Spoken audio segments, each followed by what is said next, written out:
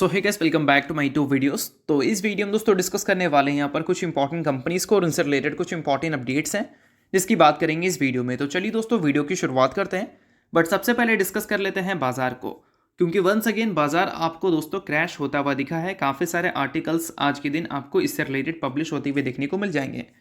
तो बाजार आपको क्यों क्रैश होता हुआ दिखा है, इसके रीजंस क्या है उसकी भी बात करेंगे, और बाजार में रिकवरी कब से आ सकती है उसकी भी बात करेंगे। तो वीडियो काफ़ी इन्फॉर्मेटिव रहने वाला है, वीडियो को कंप्लीट वॉच करना, बट उससे पहले चैनल को सब्सक्राइब नहीं किया है, चैनल को सब्सक्राइब करके बेल आइकन को प्रेस कर लो ताकि आने वाली जितनी भी अपडेट्स हैं उन सभी अपडेट्स का भी नोटिफिकेशन आपको सबसे पहले मिल सके। तो चलिए दोस्तों वीडियो की शुरुआत करते हैं। तो देख सकते हो आप आर्टिकल्स वगैरह में सबसे पहला हेडलाइन यही है कि स्टॉक मार्केट आज के दिन हो चुका है क्रैश। पिछले 5 ट्रेडिंग सेशन अगर देखा जाए मार्केट का, तो हर ट्रेडिंग सेशन निफ्टी आपको नेगेटिव क्लोज करती हुई दिखेगी, और जब भी मार्केट में क्रैश आपको देखने को मिलता है तो वहाँ पर मिड कैप और स्मॉल कैप की सबसे ज़्यादा पिटाई होती है, और वो आज के दिन भी रिपीट हुआ है। और इन्वेस्टर्स को आज के दिन गिरावट से 7.8 लाख करोड़ का नुकसान ऑलरेडी हो चुका है। और डिटेल्स आपको देखने को मिलेंगे। निफ्टी आपको 23,300 के नीचे जाती हुई दिख रही है, सेंसेक्स में 400 पॉइंट तक का गिरावट देखने को मिल चुका है, मिड कैप स्मॉल कैप में 2% से ज़्यादा की फॉल देखने को मिल चुकी है। ये आर्टिकल जब पब्लिश हुआ था तब तो आपको निफ्टी 23,300 के आसपास ही दिख रही थी, बट अब निफ्टी 23,100 के आसपास दिख रही है, यानी कि आर्टिकल पब्लिश होने के बाद और भी हेवी सेलिंग आपको बाजार में देखने को मिली है। तो चलिए एक एक करके सभी रीजंस की बात कर लेते हैं कि क्यों बाजार आज के दिन इतना गिरा है। तो बाजार के गिरने का सबसे बड़ा रीजन दोस्तों डर है, और वो डर किसका है? तो वो डर है ट्रंप का और ट्रंप की न्यू पॉलिसीज का। और वो पॉलिसीज क्या है? तो वो पॉलिसीज है टैरिफ हाइक को लेकर। आप सभी को पता है कल के दिन एक रिपोर्ट हमने सुना था, रिपोर्ट में ये मेंशन किया गया था कि ट्रंप अब स्टील एंड एल्युमिनियम जो भी इंपोर्ट्स होते हैं यूएस में उस पर टैरिफ बढ़ाने वाले हैं। और इसमें किसी कंट्री का नाम मेंशन नहीं किया गया था, मतलब जो भी कंट्री से स्टील एल्युमिनियम जाता है यूएस में उन सारी कंट्री के ऊपर टैरिफ हाइक्स हमें देखने को मिल सकती है। और इस वजह से कल के दिन बाजार की धज्जियां उड़ गई थी, और आज के दिन भी उसी डर की वजह से बाजार आपको गिरता हुआ दिखा है। अब बाजार के गिरने का सबसे बड़ा रीज़न है एफआईएस की सेलिंग। पिछले हफ्ते एफआईएस की सेलिंग में थोड़ी सी हमें स्लो डाउन देखने को मिली थी, क्योंकि उसके रीज़न थे दोस्तों, कुछ ऐसी चीज़ें थी जिस वजह से एफआई माल बेच रही थी, और वो सारी चीज़ें थोड़ी सी हमें कम होती हुई दिखी थी। लाइक हमारा इकोनॉमिक ग्रोथ में एक स्लो डाउन जो दिखा था अगले फाइनेंशियल ईयर को लेकर, उसको थोड़ा सा अपग्रेड किया गया था आरबीआई की तरफ से। रेट कट्स हमें देखने को मिली थी, बट अब जो टैरिफ बैटल हमें देखने को मिल रहा है, ये बैटल की वजह से वापस से एफआईएस की सेलिंग हमें बढ़ती हुई दिखने को मिली है पहले की तरह। और देखो दोस्तों यहाँ पर मेंशन और भी चीज़ें की गई हैं, लाइक गिरावट के रीजंस तो देखा जाए तो ये है यूएस ट्रेड टेंशंस जो दे रही है, वो पहला रीज़न है। उसके अलावा दोस्तों फॉरेन इन्वेस्टर्स के आउटफ्लो, यानी कि एफआईएस की सेलिंग, और जो बड़ी बड़ी कंपनीज़ हैं उनके अर्निंग्स हमें इस बार वीक देखने को मिले हैं। और मिड कैप और स्मॉल कैप में 3% तक का फॉल, 3 नहीं 3.5% तक का फॉल आज के दिन हमें विटनेस करने को मिल चुका है। तो ये सारे कुछ की रीजंस हैं जिस वजह से बाजार आपको नीचे दिख रही है। अब इंपॉर्टेंट चीज़ ये है कि अगर बाजार नीचे है तो बाजार ऊपर कब जाएगी, और ये बाजार जो नीचे है क्या इस टाइम बाजार में इन्वेस्टमेंट करने का सही टाइम है, उसकी भी बात कर लेते हैं। सो देखो दोस्तों ये निफ्टी 50 के वैल्यूएशन का चार्ट है। निफ्टी का पिछले 5 साल का जो मीडियन पीई है, यानी कि एवरेज पीई आप ले सकते हो, वो है 22.7 का, और निफ्टी का जो करंट पी है वो पिछले 5 साल के पी से नीचे जा चुका है। निफ्टी का करंट पी कितना है देख सकते हो आप, 20.8 का, यानी कि मीडियन पी से कम है। तो जब भी किसी इंडेक्स का प्राइस टू अर्निंग मल्टीपल्स उसके मीडियन पी से नीचे चला जाता है तो इन्वेस्टमेंट करने के लिए वहाँ पर बेस्ट मौका होता है। और अभी जो निफ्टी 50 का प्राइस टू अर्निंग मल्टीपल्स है, इससे पहले निफ्टी का प्राइस टू अर्निंग मल्टीपल्स 2 बार इससे नीचे जा चुका है। एक टाइम था रशिया यूक्रेन क्राइसिस का, और दूसरा टाइम था कोविड क्राइसिस का, और इन दोनों के बाद बाजार में अच्छी उछाल हमें देखने को मिली थी। तो इन्वेस्टमेंट्स के लिए देखा जाए तो नो डाउट बाजार सही अपॉर्चुनिटी तो दे रही है, बट कहीं ना कहीं हमें ये भी नहीं भूलना चाहिए कि बाजार को अगर यहाँ से उड़ना है या रिकवर करना है तो उसके पीछे का भी एक ठोस रीज़न होना चाहिए। लाइक मार्केट में जो भी क्राइसिस हैं उन क्राइसिस को काउंटर करने के लिए कोई प्रॉपर एक रीज़न चाहिए बाजार को। लाइक अभी आरबीआई ने रेट कट किया, जो रेट हाइक्स की चीज़ें हमें देखने को मिल रही थी वो ख़त्म हो गई।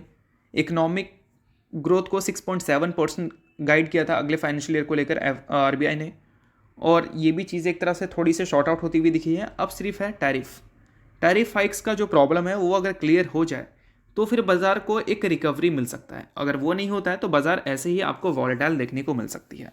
तो ये सारी चीज़ों को थोड़ा ध्यान में रखना और इस पर एक बार रिसर्च कर लेना। अब दोस्तों वीडियो में आगे बढ़ने से पहले बात कर लेते हैं मेरे टेलीग्राम चैनल के बारे में, जिसको अगर आपने अभी तक ज्वाइन नहीं किया है तो उसको जाकर ज्वाइन कर लो। लिंक आपको डिस्क्रिप्शन में और पिन कमेंट में दिख जाएगा।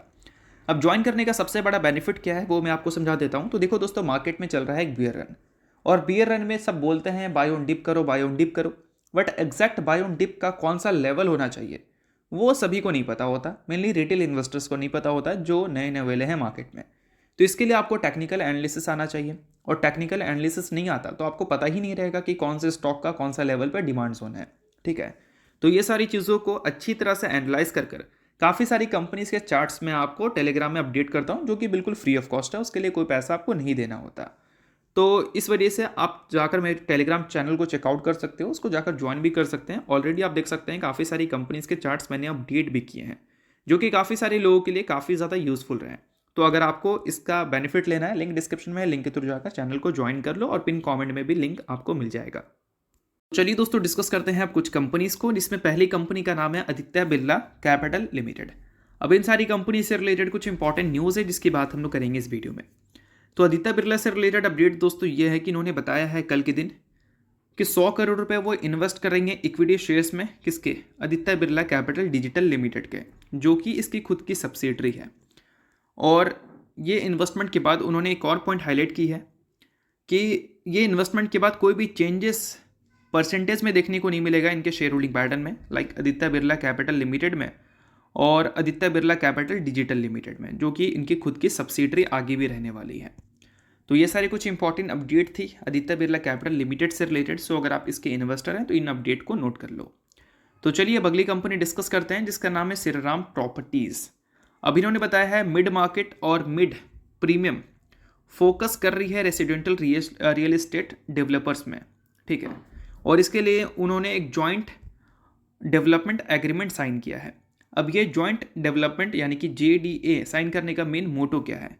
तो मेन मोटो है डेवलप करने का प्राइम लैंड इन कोयम्बेदु चेन्नई में, और वो एरिया रहने वाला है 3.2 लाख स्क्वायर फीट का। अगले 3 सालों में इसको डेवलप करने का काम किया जाएगा, और इसके लिए उन्होंने एक JDA यानी कि जॉइंट डेवलपमेंट एग्रीमेंट साइन किया है श्रीराम प्रॉपर्टीज़ ने।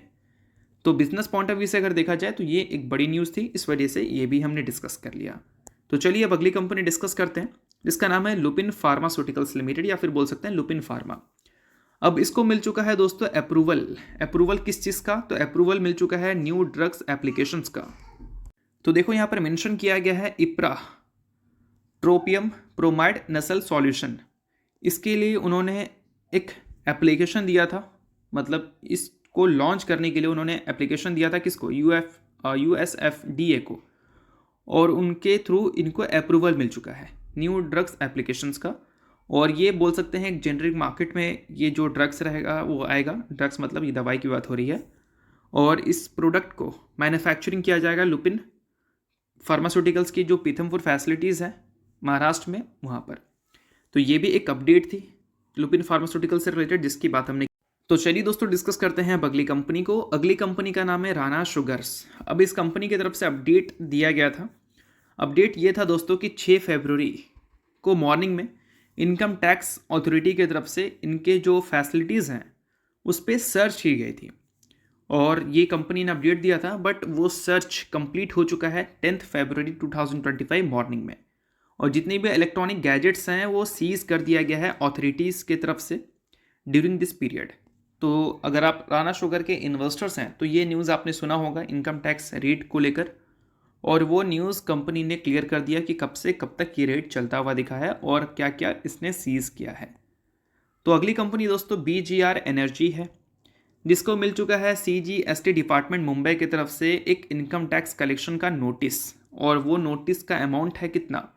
10.19 करोड़ का। और ये एक बड़ी अपडेट है, और ये अपडेट की वजह से ये कंपनी आज के दिन फोकस में है। तो ये सारी कुछ इंपॉर्टेंट कंपनी से रिलेटेड अपडेट थी जिसकी बात हमने किया इस वीडियो में। होप करता हूँ ये वीडियो आपको अच्छा लगा होगा। लाइक कीजिए, पहली बार सब्सक्राइब कीजिए। वीडियो देखने के लिए बहुत बहुत शुक्रिया।